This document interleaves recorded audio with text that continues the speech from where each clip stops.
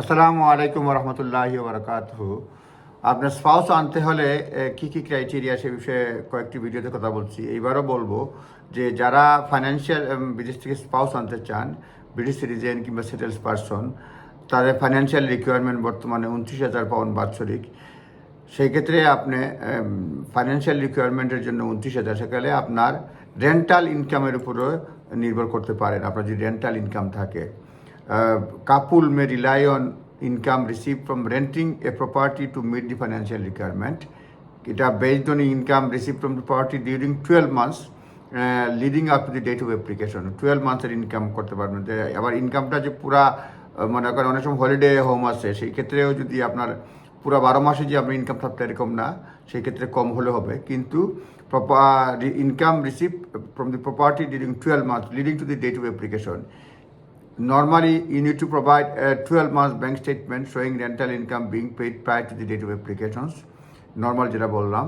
তারপরে হচ্ছে গিয়া property must be held in the name of applicant, sponsor অথবা পার্টনার কিংবা জয়েন্টলি এটা হতে পারে। সেই ক্ষেত্রে আপনি এটা করতে পারবেন। তারপরে হচ্ছে গিয়ে আপনার যেটা হচ্ছে রেন্টাল ইনকামের রেন্টাল ইনকামের জন্য টু মিট ফাইন্যান্সিয়াল রিকোয়ারমেন্ট, আমি সবসময় মানে এক্স্যাক্টলি বলার জন্য আপনি টেক্সটের সাহায্য নিই, যাতে সহজ হয় আপনার বোঝার জন্য। To meet financial requirement the immigration rules মানে based on property rental income, you need to show that you own the property relied on, it can be own by the applicant or your partner. এটা আপনি দেখাতে পারবেন ওনারশিপের ক্ষেত্রে title deed, confirmation of from the land registry or mortgage statement. To show amount receive you should supply bank statement for or from 12 months period prior to the date of application showing that the money has been paid into personal account in the name of the applicant or partner, এগুলো দেখাইতে হবে।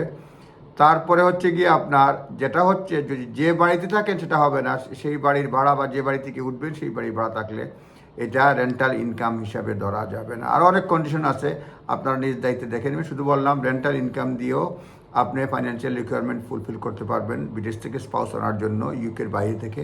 আপনারা নিজ দায়িত্বে দেখে নেবেন, legal advice নেবেন। ভালো থাকবেন। আসসালামু আলাইকুম। আজকে এই ভিডিওতে কথা বলবো ক্যাশ সেভিংস, স্পাউস ভিসায় ক্যাশ সেভিংস নিয়ে। তো স্পাউস ভিসায় যদি ইনকাম নাও থাকে, তাহলে ফাইন্যান্সিয়াল রিকোয়ারমেন্টস ক্যাশ মানে নগদ টাকার মাধ্যমেও, যেটা ব্যাংকে জমা থাকে সেভিংস, সেটার মাধ্যমেও কিন্তু স্পাউস ভিসায় ব্রিটেনে আসা যায়। আমি শুধুমাত্র গাইডলাইন্সটা দিব, বিস্তারিত আপনারা নিজ দায়িত্বে দেখে নেবেন। এটা হচ্ছে বর্তমানে সেভিংসের অ্যামাউন্ট হচ্ছে 88,500 পাউন্ড। 88,500 পাউন্ড বা ইকুইভ্যালেন্ট মানি বা সমান পরিমাণ মানি। এটা হচ্ছে ক্যাশ নর্মালি কাউন্টে আসে 16,000 বা তার মানে 16,000 উপরে যদি থাকে সেটাই হিসাবের মধ্যে আসে। Cash saving held above 16,000 which held in applicant or applicant partner's name at least 6 months prior to the date of application. Date of application এর কমপক্ষে 6 মাস পূর্বে এটা থাকে।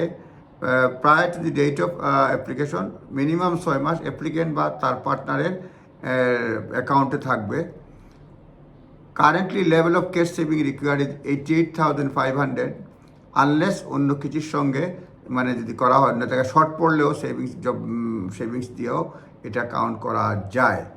কি evidence to provide personal bank statement showing that at least level of cash saving relied upon in the application has been held an account or accounts in the name of the person and their partner or in the name of the person and their partner jointly throughout of 6 months prior to the date of applications. হ্যাঁ, এটা থাকতে হবে 6 মাস। The key evidence to provide personal bank statement showing at least